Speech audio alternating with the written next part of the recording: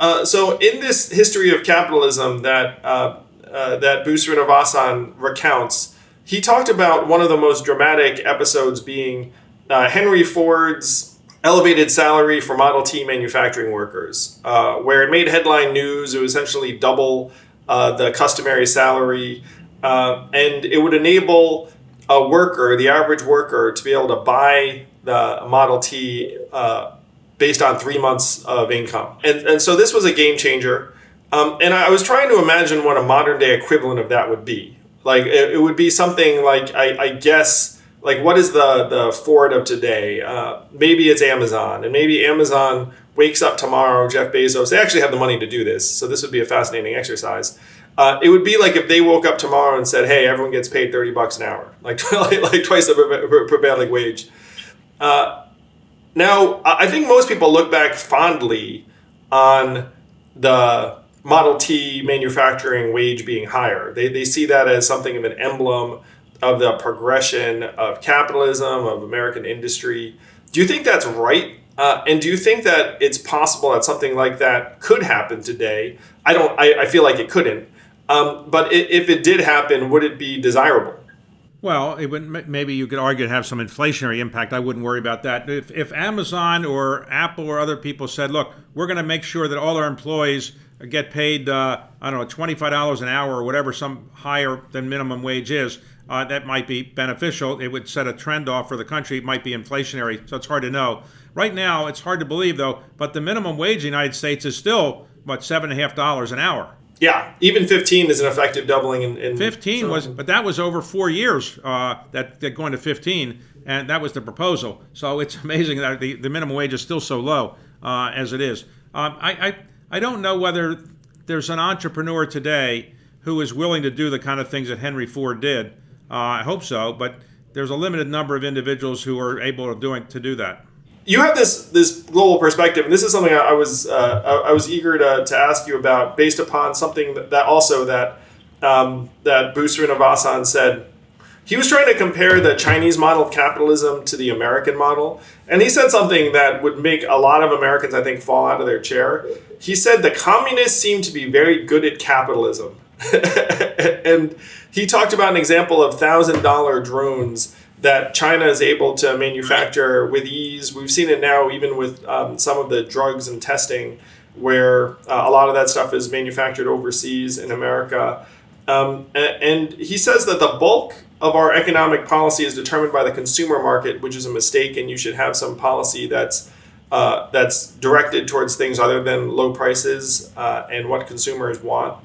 You guys invest everywhere. Carlyle just tries to find great opportunities and firms. How optimistic are you about the American model of capitalism relative to, let's say, the Chinese? Okay, look, the American model of capitalism has obviously worked for a couple hundred years and done quite well. The Chinese model is different, and it's got some improvements over ours and has some deficiencies. There's a new book out by somebody you probably know, and Ray Dalio, called The Changing World Order. And in it, he basically says that the Chinese model of capitalism probably will prevail over the next 50 years or so over the American model, because China is a rising power and its form of capitalism probably will ultimately be more successful than ours. That's a short circuit way of saying what he said. But essentially, the American model is going down a bit because we borrowed too much money. We're not as hardworking maybe as we used to be, all the things you probably know about. And so I think the Chinese model shouldn't be dismissed by Americans as ridiculous. It wouldn't suit our freedom, our interest in freedom, but the Chinese model of communism or capitalism does have some benefits that has made their economy, basically the biggest in the world.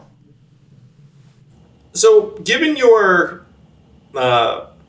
conversations with everyone under the sun in our nation's capital, I probably should dig into your dinners with members of Congress more deeply, because they sound fascinating. I feel like you started out your trilogy of books kind of a bit more optimistic, and then it seems like the concern level has risen. It could just be because of the order of the interviews as presented. Look, anybody that's an entrepreneur, and you've been an entrepreneur, by definition is somewhat optimistic. Because if you are pessimistic, you would just sit in a hole, you wouldn't do anything. So by nature, I'm optimistic, but I'm also realistic that we have some challenges in this country. They're challenges that people of my economic background are not going to be suffering from as much as people who are lower in the economic totem pole. So it's not a perfect system. But I'm now at an age, I'm much older than you, where I'm trying to get things done in my lifetime. And I'm not trying to do things that I think aren't going to get done in my lifetime. So I'm working on different things, and your project is going to take 10, 20, 30 years to get maybe have a fruition. And you might be successful in 30 years. I don't have 30 years to give to something, so I'm trying to do different things.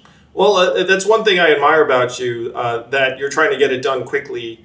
So if there's something that you would want our listeners to dig into, to maybe check out, volunteer, contribute, what are ways that people can get engaged? Try to do something to make your neighborhood, your city, your country, something better than it was before. You don't have to be, solving all the problems of the world, or you don't have to be curing cancer. Just find something you can contribute to, and you'll feel better about yourself, and you'll probably live longer because you'll feel better about yourself. Secondly, read more about what's going on in the world, and read books.